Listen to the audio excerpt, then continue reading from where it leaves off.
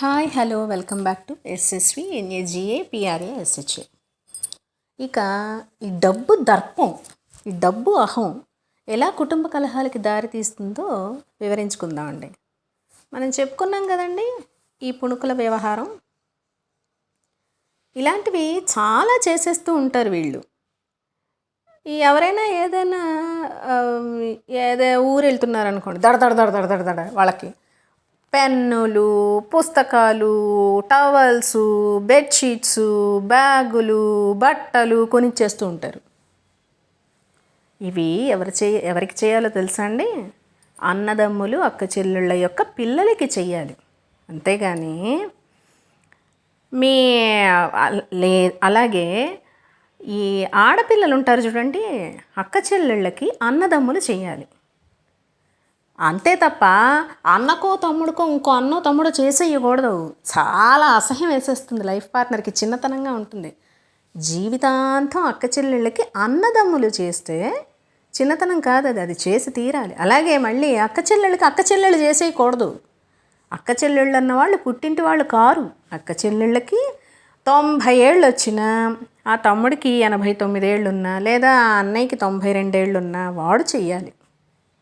అది అంతేగాని లైఫ్ పార్ట్నర్లు అలా అని మా బ్రదర్కి నేను చేసుకుంటా అని బ్రదర్కు 60 ఏళ్ళు వస్తే వాడేదో ఎక్కడికైనా వెళ్తుంటే దడదడలా ఆడించేసి ఇంకో అన్నో తమ్ముడో చేసేయకూడదు. బ్రదర్స్ చేసుకునేవి కొన్ని ఉంటాయి, అవి చిన్నతనంగా ఉంటాయి లైఫ్ పార్ట్నర్లకి. ఇలాంటి ఇల్ ట్రీట్లు భరించి సహించి వాళ్ళు ఆ లైఫ్ పార్ట్నర్లు ఈ మన ఉదాహరణలో ఈ అక్కో చెల్లో యొక్క భర్త, లేదంటే మన ఉదాహరణలో భర్త యొక్క భార్య ఎప్పుడో ఒకప్పుడు టైం వచ్చినప్పుడు అది చూపిస్తారు. అప్పుడు నీకు ఒళ్ళు మండిపోయి దడదడలాడించేసేసేయకూడదు. నువ్వు గుర్తు తెచ్చుకోవాలి, ఎన్ని రకాల డబ్బు దర్పం చూపించి, అహం చూపించి వాళ్ళని తొక్కేశావు, వాళ్ళని చిన్నతనం చేసేసావు సభలో, సంఘంలో, సమాజంలో అని. నిన్ను కానీ, నీ భార్యని కానీ, నీ భర్తని కానీ, నీ పిల్లల్ని కానీ చిన్నతనం చేస్తే నువ్వు సహించగలవా, భరించగలవా? మరి నువ్వెవరు ఆ లైఫ్ పార్ట్నర్ని చిన్నతనం చేసేయడానికి? అందుకని వాళ్ళు చూపిస్తున్నారు. నువ్వు ఇప్పుడు భరించు. అలా భరించలేవు గనకనే ప్రతిసారి నీ డబ్బు దర్పాన్ని చూపించుకోకు. అసలు నువ్వు చిన్నతనం చేసేస్తున్న లైఫ్ పార్ట్నర్ అక్కో చెల్లో భర్తో, లేదంటే ఈ మగవాడి యొక్క భార్యో ఎంతటి వాళ్ళో, ఎన్నెన్ని గొప్ప గొప్ప పరిస్థితుల నుంచి ఇప్పుడు డౌన్ అయిపోయారో నీ కళ్ళ ముందు. నీకు ఇప్పుడు కనబడుతున్నదే జీవితమా, ఇప్పుడు కనబడుతున్నదే ప్రపంచమా? నీ బ్రెయిన్ అంతే ఉందా, నీ జ్ఞానం అంతే ఉందా? నీకు వయసు వచ్చింది కానీ జ్ఞానం పెరగలేదన్నమాట. నేను ఒక ఉదాహరణ చెబుతున్నాను, జరిగిన ఉదాహరణ. 2 లక్షల రూపాయలు గూట్లో పెట్టుకుని ఆటో కొనుక్కుందాం అనుకుని ఖర్చు పెట్టేసిన కుటుంబాలు ఉన్నాయి.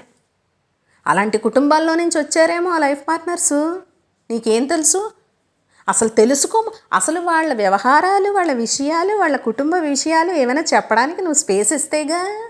వాళ్ళకేం తెలియదు, వాళ్ళకేం తెలుసు, నీ తలకాయకే ఏం తెలియదు. నీ తలకాయలోనే ఏమీ లేదు, మట్టి ఉంది నీ తలకాయలో. వెంటనే ఈ ఉదాహరణ వినగానే అంత దూబరా వాళ్ళు ధన్ అలా చేసేసారు, ఇలా చేసేసారు అనకూడదు. ముందు అసలు ఒక డిటర్మినేషన్తో, ఒక గోల్తో ఒక ఆటో కొనుక్కుందామని డబ్బులు తెచ్చి ఇంట్లో పెట్టుకుంటే అవి ఎలా ఖర్చు చేసివేయబడ్డాయో, ఏ వ్యసనాలు లేకపోయినా ఏమిటో ముందు ఆ వివరాలన్నీ తెలుసుకుని ఓహో ఇంత అసమర్థులుగా పైకి కనబడుతూ, ఇంత నెమ్మళంగా ఉంటూ, ఎవరిని ఏమీ అనకుండా, ఎవరైనా ఏమైనా అంటుంటే అర్థం కాని వాళ్ళ నవ్వుతూ తలంచుకుని ఉంటూ, నిదానంగా ఉంటూ, ఇలా ఉన్న వాళ్ళ దగ్గరే డబ్బు ఇలా వెళ్ళిపోతుందన్నమాట. అందుకనే లక్ష్మీదేవిని చెంచు లక్ష్మి అంటారు. మరి నేను దడ ఆడేస్తుంటే నా దగ్గర ఎంతకాలం ఉంటుందో, అందుకని నేను చాలా జాగ్రత్తగా ఉండాలి. నేను ఎక్కువగా దర్పాన్ని చూపించుకోకూడదు, అవతల వాడికి కూడా ఇంకా ఎంతో ఉంటుందన్నమాట అని అర్థం చేసుకో. డబ్బు దర్పాన్ని చూపించేసి మిడిసి పడిపోకు. అలాగే అక్క చెల్లెళ్ళ విషయాలకు వస్తే, కొంతమంది ఇళ్లలో ఈ అక్క చెల్లెళ్ళ పిల్లలకి ఏదైనా అయితే తెగ చేసేస్తూ ఉంటారండి. అది ఆ పిల్లలకి చిన్నతనంగా అనిపిస్తుంది.